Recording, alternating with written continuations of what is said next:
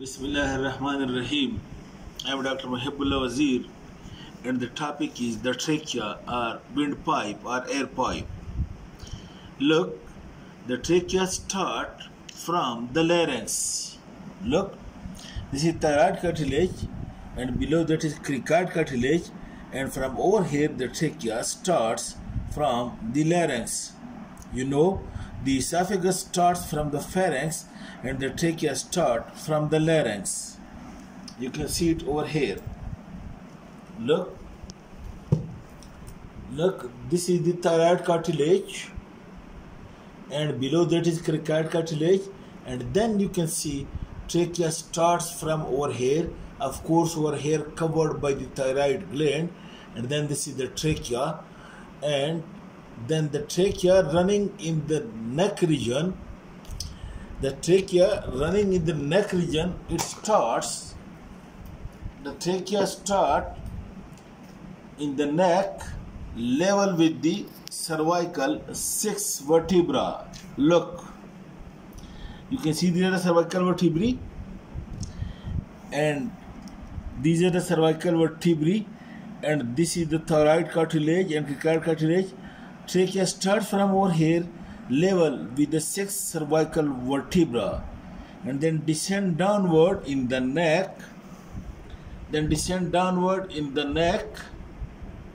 and then it enters into the thorax behind the manubrium of the sternum over here,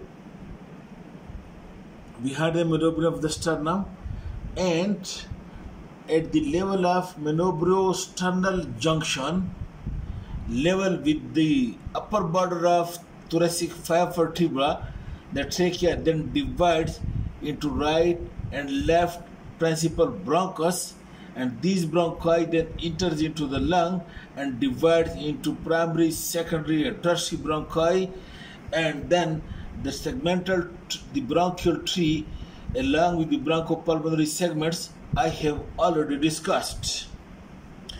So it means the trachea starts in the neck level with the cervical 6 vertebra and ends in the thorax by dividing it into level with the thoracic upper border of thoracic 5 vertebra or anteriorly at the manubriosternal junction. That's why some part of the trachea lies in the neck, which is called the cervical part of the trachea, and some part of it lies in the thorax, which is the thoracic part of the trachea.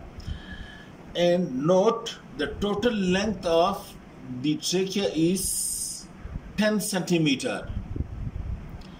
The total length is 10 centimeter, and its diameter, transfer diameter, is 2 centimeter. At birth, in the first year of life, the diameter of the trachea is 3 millimeter.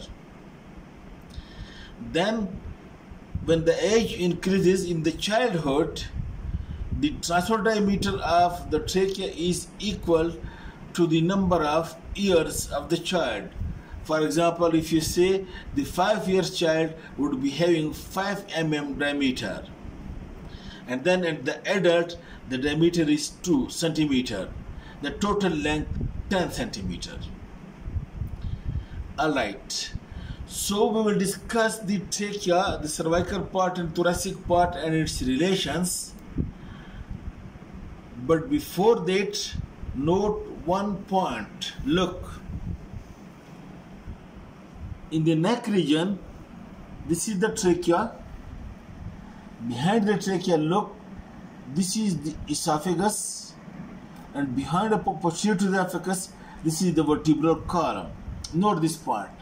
Over here, most anteriorly, which you can feel the trachea in your own tracheal rings, and behind the trachea is, you can see this esophagus, and posterior to that is the vertebral column, and on each side of it is the carotid sheath, which contains the carotid vessels and the vagus nerve and the jugular vein. Okay, now the trachea is being made up of what? Note the part. The trachea is being made up of C-shaped rings of hyaline cartilage. C-shaped, look, this is C-shaped ring of hyaline cartilage. You can see it over here. These are all C-shaped rings of hyaline cartilage, and the posterior side of the C is open. Somewhat 15 to 20 cartilages make this tube, and these are hyaline cartilage, and these are called as tracheal rings. Tracheal rings are these C-shaped hyaline cartilage open towards the posterior side, and posteriorly the open mouth of the hyaline cartilage, they are being united with one another by smooth muscles. These smooth muscles unite the two ends of the C-shaped cartilage, which are called as tracheal muscle. Present over here, there are elastic fibers as well.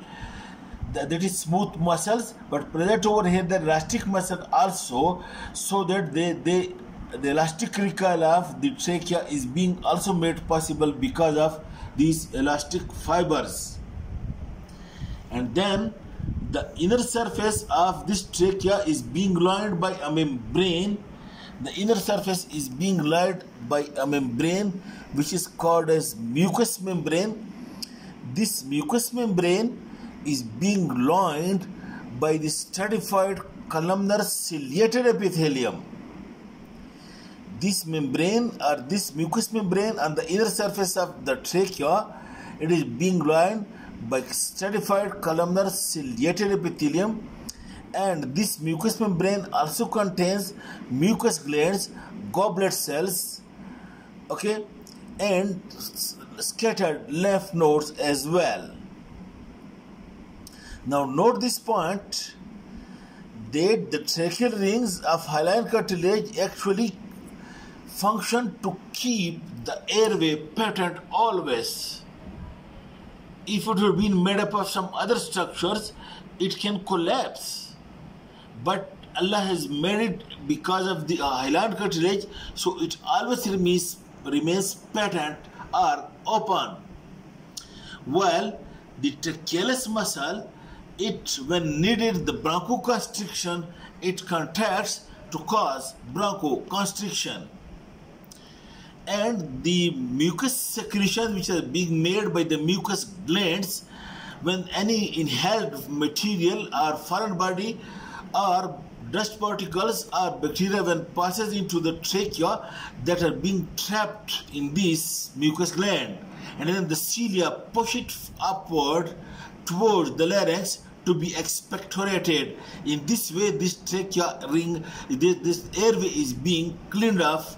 It is being cleaned from these foreign particles or dust particles. And then the other glands make the air humidified.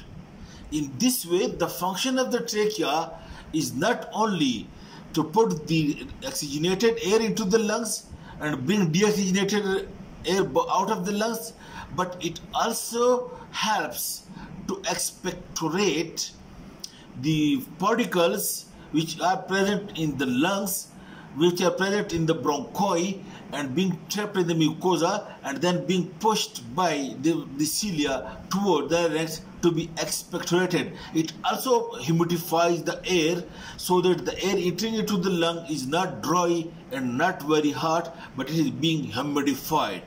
This is the functions of the trachea. Now, what is the nerve supply of the trachea? This tracheal muscle is being supplied by the sympathetic fibers from the sympathetic chain, and it causes bronchoconstriction. It is motor for the smooth muscles. Sympathetic fibers from the sympathetic chain. Look, this is sympathetic chain. You can see over here. This is sympathetic chain, and from these fibers pass to the trachea to supply it, and these sympathetic fibers cause bronchoconstriction as well as vasoconstriction. While the mucosa inside the trachea, it is being supplied by parasympathetic fibers directly from the vagus nerve and as well as from the recurrent laryngeal nerve, and these parasympathetic fibers are afferent from the mucosa of the trachea and bronchi, and it initiates the cuff reflex, and it also note the having receptors for pain. So over here the afferent fibers of the parasympathetic nature, it performs two functions. Number one, it notes the pain or subserves the pain, and number two, it initiates the cuff reflex. When the cuff reflex is being initiated, what happens that the vocal cords are being closed or shut down. The pressure in the lung is being developed by contraction of the diaphragm and other muscles, and the trachea dilates, and then when the vocal cords are being opened, the forceful air comes out and it clears the trachea of the mucus secretions or any particles. This is cuff reflex, and even the sneeze reflex is also of the same type. Okay, now one next point, that these tracheal rings, it surrounds the trachea, and the lowest tracheal ring over here is having a hook-shaped process which is called as carina, and inside the lumen this carina produces a small elevation, and this elevation present over here, it is more towards the left side than toward the right side. That's why the foreign particle when fall down, it's more chances that it should fall into the right bronchus than into the left bronchus. So one is because of the carina, second is the large diameter of the right bronchus, and third, the left bronchus is at angle while the right bronchus is more in line with the trachea. Okay, this is in general about the trachea, and now we would describe the cervical and thoracic part separately in the next lecture. Thank you.